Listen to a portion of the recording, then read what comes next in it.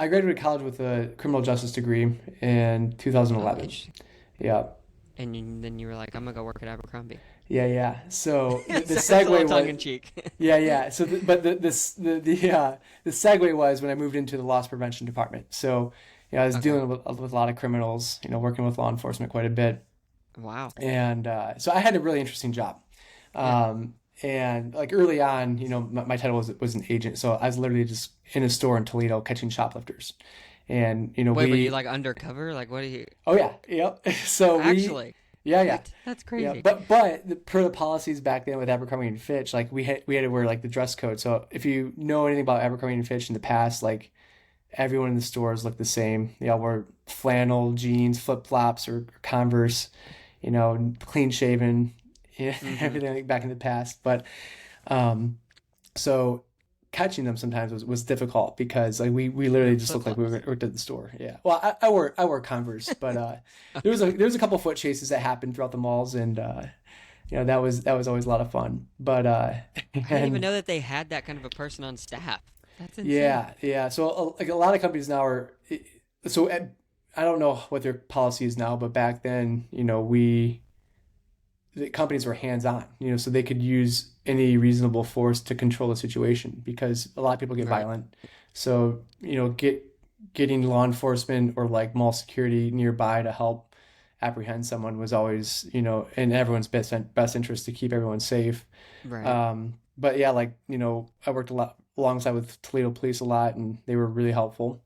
And it was pretty neat. But then after that, then I started doing a lot more internal investigations. So I'm a certified forensic interviewer as well.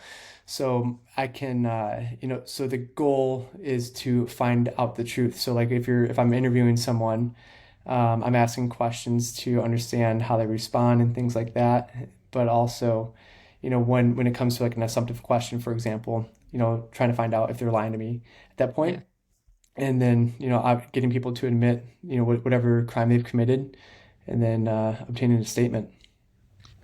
Wow. So are you what is the strategy like to get someone to tell you the truth? Do you Oh, I'm your friend. You can trust me. Because I used to do that Pretty, with my younger sister. Like, I'll never tell mom, I promise. yeah, yeah.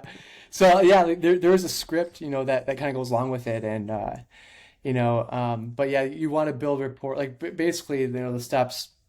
You have to do some background investigation of the person, so you understand like where they live. You're asking questions that you already know the answer to. That way, you Okay. see how they respond to a truthful answer, and then you build rapport with the person.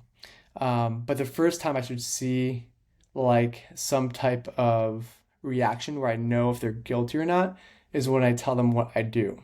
Like I might say, "Hey, my Oh, name's because their Derek." body will change. Yeah, yeah. I'll say like I'm an investigator for X, Y, and Z, and then like you should see like their eyes open up, or they might just get really curious, like, "Oh, this is cool." Like, what is he talking? Yeah. If you see they're really interested, then they probably have no idea what you're talking about, and they want to Okay. get because like then they're like involved in the investigation and they're like thinking like, okay, I'm gonna help this guy, Yeah, yeah, yeah. But and then from there, I would talk about how we do investigations, from covert cameras to obviously other witnesses and things like that. Like, for me, is like always the point of sale system. So looking at transactions and understanding, if people are committing fraud, some type of refund fraud or something like that.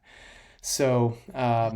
talk about how we investigate, and after that, I would talk about how losses occur.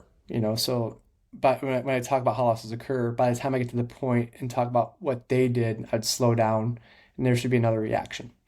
Um, Because they're and that, anticipating. exactly, Yeah. yeah. And then you start building rapport with the person, and or you start to rationalize with them. So it's like there's a lot of different reasons why people make mistakes. It could be peer pressure, it could be financial, So then you kind of Yeah. create a story around why it Yeah. might be okay to steal money. So I'd create a story, talk about that, and then kind of flip the role around and say like, look, what if you were a manager at the store and you saw two employees doing something that they should not be doing, and you sit down with the first person and they straight up lie to you and they walk away, but then you sit down with the second person and they open up to you and talk about the struggles they're facing in their life. Which person would you rather work with? And they say, oh, the second person. Like, great, Mm-hmm. me too. So then you start to get them to understand, like, hey, I want to be like the second person. I want to tell the truth. Yeah. Um, and then like, so then there's a few more steps, but then by the time I'd ask the assumptive question, I'd say like, look, what's the most amount of money you've ever taken from the company? And it wasn't $100,000, was it? So you'd always like overshoot Yeah. because you'll pause for a second. So like, for example, like if I said that, they might say like, oh no, it wasn't that much. Okay, Yeah. great. So How much was it? you More or make less the than conclusion. $100. So that's an admission right there. Yeah. And then you start to build up the admission or find out what they're using the money for, because that solidifies it. But it also creates the human element too, because like everyone does make mistakes, and Sure.